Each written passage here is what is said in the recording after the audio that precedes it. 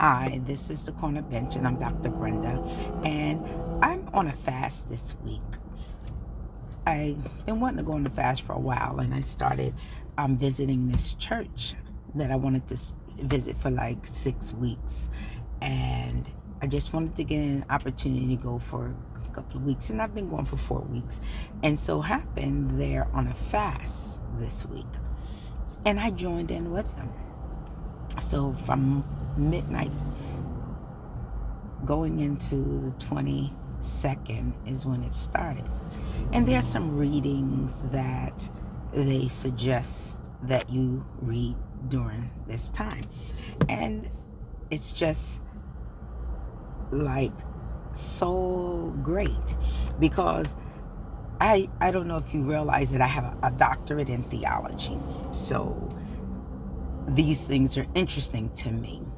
And just the passages that I'm actually reading today, it's coming from Luke 22, 1 through 20.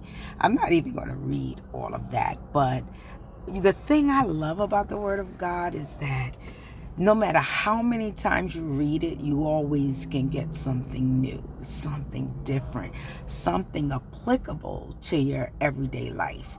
And that's why it's nice to get a chance to read it when you put it in your time. So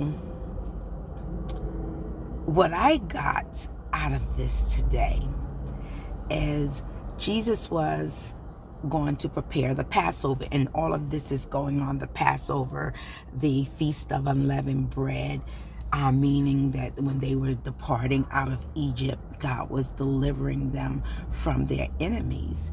They had to get the bread, bake it with no yeast because they didn't have time for the yeast to rise, the bread to rise, and they were on their way. So it started, the Feast of Unleavened Bread is when this was going on at this time. So the disciples, the apostles asked Jesus, where do you want us to prepare the Passover?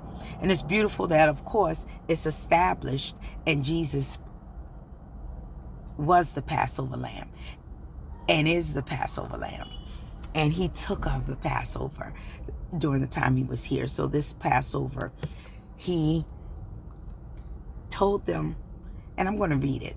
When the hour came, Jesus and his apostles reclined at the table. Oh, I think I'm reading the wrong part. Oh, yeah, I was. Excuse me. That's good too. But it comes after this. Now, they said, where do you want us to prepare for it? They asked. He replied, as you enter the city, a man carrying a jar of water will meet you.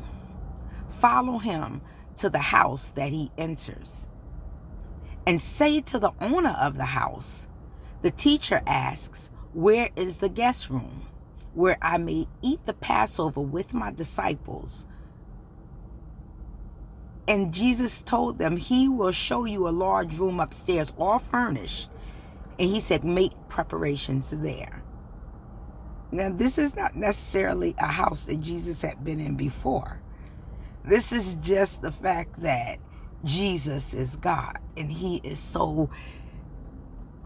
things are prepared. You know what I mean? He know it's there. It's already set up, and how he may have put in this man's mind to have it there. This man probably did not even realize that this room was going to be used for that purpose. But it is a guest room.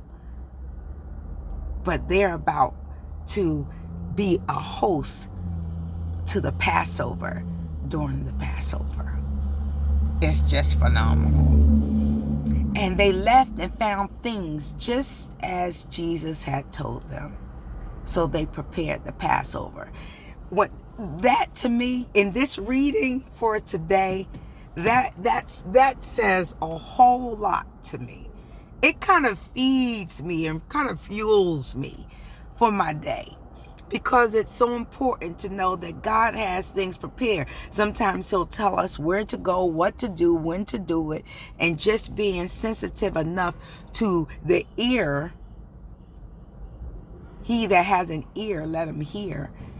Being sensitive to the ear, and you're able to hear. Oh my God. Then it gets to be Christ in you. Christ in you, the hope of glory. And that's an important point of life. Wow. I hope you got something out of that, because I did. And I'm just sitting outside. I'm doing some readings. I wanted to make sure I get those readings in, because I'm participating in this fast. And it's so good even with the weight situation, because when I got on the scale today, after just one day of this fasting, I was at 290. And I didn't even weigh in on Monday, because I was at 294, 295. And I'm like, I was that. And I've been doing it for the last 2 weeks. And I'm like, because I am working on it. But sometimes it's a slow work. It's a slow work. But I was really blessed by that set of scriptures, that how God prepares things. You never know exactly how it's going to happen and when it's going to happen. But just know that he already got that thing set up. Already.